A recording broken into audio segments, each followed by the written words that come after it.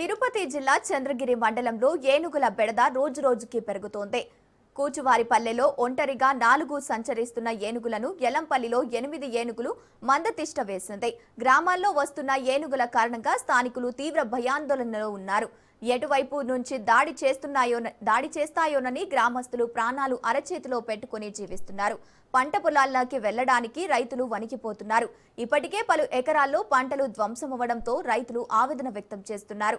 ఏనుగుల సమస్యపై అధికారులు సరైన చర్యలు తీసుకోవడం లేదని అన్నదాతలు మండిపడుతున్నారు. వెంటనే స్పందించి ఏనుగులను అడవిలోకి తరలించేలా శాశ్వత పరిష్కారం చూపాలని డిమాండ్ చేస్తున్నారు. ఏనుగుల గింకారాలతో రాత్రింబవలు భయాందోళనలో గుంపులుగా గ్రామస్తులు త్వరగా చర్యలు తీసుకోవాలని కోరుతున్నారు.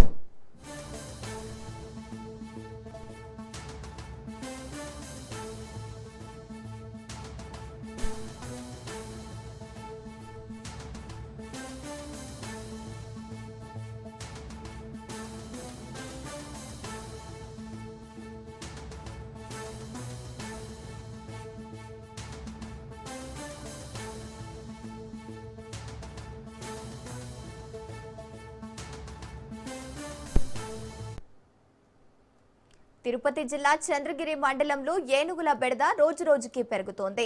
కూచువారిపల్లెలో ఒంటరిగా ఏనుగులు సంచరిస్తుండగా యల్లంపల్లిలో 8 ఏనుగుల మందతిష్ట వేసింది. గ్రామాల్లోకి వస్తున్న ఏనుగుల కారణంగా స్థానికులు తీవ్ర భయాందోళనలో ఉన్నారు. ఎటువైపు నుంచి దాడి చేస్తాయోనని గ్రామస్తులు ప్రాణాలు అరచేతిలో పెట్టుకుని జీవిస్తున్నారు. పంట పొలాల్లోకి వెళ్లడానికే రైతులు వణికిపోతున్నారు. ఇప్పటికే పలు ఎకరాల్లో పంటలు ధ్వంసమవడంతో రైతులు ఆవేదన వ్యక్తం చేస్తున్నారు. ఏనుగుల సమస్యపై అధికారులు సరైన చర్యలు తీసుకోవడం లేదని అన్నదాతలు మండిపడుతున్నారు. వెంటనే స్పందించి ఏనుగులను అడవుల్లోకి తరలించేలా శాశ్వత పరిష్కారం చూపాలని డిమాండ్ చేస్తున్నారు. ఏనుగుల గింకారాలతో రాత్రింబవలు భయాందోళనలో గడుపుతున్న గ్రామస్తులు త్వరగా చర్యలు తీసుకోవాలని కోరుతున్నారు.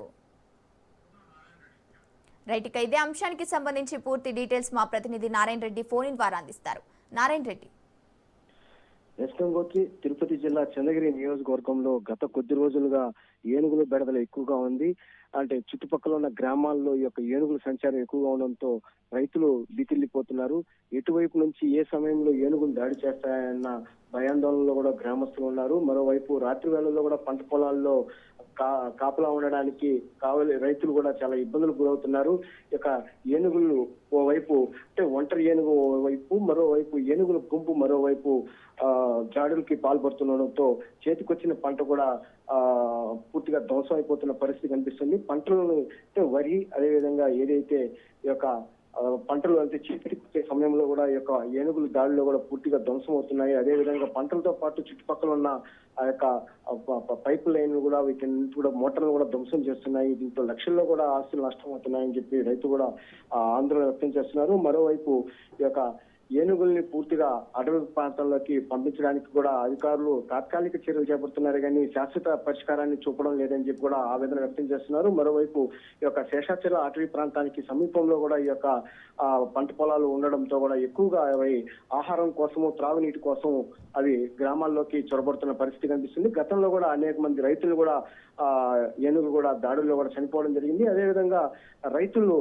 ఏనుగుల దాడులు బెడ్డ నుంచి కూడా పంటలు కాపాడుకునే క్రమంలో కూడా ఏనుగులు కూడా మృత్యువాతన విద్యుత్ షాక్ గురై మృత్యువాతం పడే పరిస్థితి కూడా ఉన్నాయి. ఈ క్రమంలోనే యొక్క మనుషులకు అంటే రైతులకు ఏనుగులకు మధ్య జరుగుతున్న సంఘర్షణలో కూడా ఒక తీవ్ర నష్టాలు వాటిల్లే పరిస్థితి ఉంది అని చెప్పి కూడా రైతులు ఆవేదన వ్యక్తం చేస్తున్నారు. అయితే అటవీ శాఖ అధికారులు మాత్రం కంటితుప్పు చర్యలు చేపడుతున్నారు, శాశ్వత పరిష్కారాన్ని చూపలేదు. అదేవిధంగా ఏదైతే ఏనుగుల దాడిలో నష్టపోతున్న రైతులకు కూడా పంట నష్టాన్ని కూడా సకాలంలో కూడా అందించలేక నెలల తరబడి కార్యాలయాల చుట్టూ తిరగాల్సిన పరిస్థితి ఏర్పడిందని చెప్పి కూడా ఆవేదన వ్యక్తం చేస్తున్నారు. మరోవైపు ఈ యొక్క ఏనుగులు ఓవైపు ఒంటరి ఏనుగు, మరోవైపు 8 ఏనుగుల గుంపు తరచూ గ్రామాల్లో దాడులు తెగబడడం, అదేవిధంగా ఆ యొక్క గింకారాలతో కూడా గ్రామాలు కూడా పూర్తిగా దద్దరిల్లిపోతున్న పరిస్థితి కనిపిస్తుంది.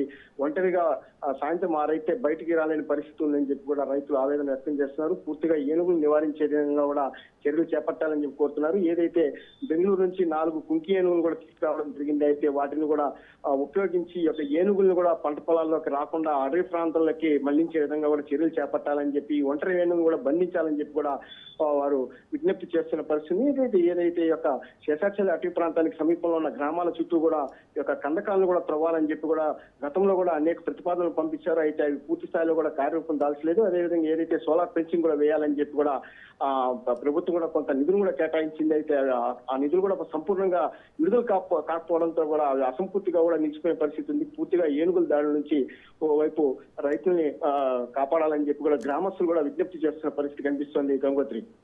Right, thank you Narayana Reddy.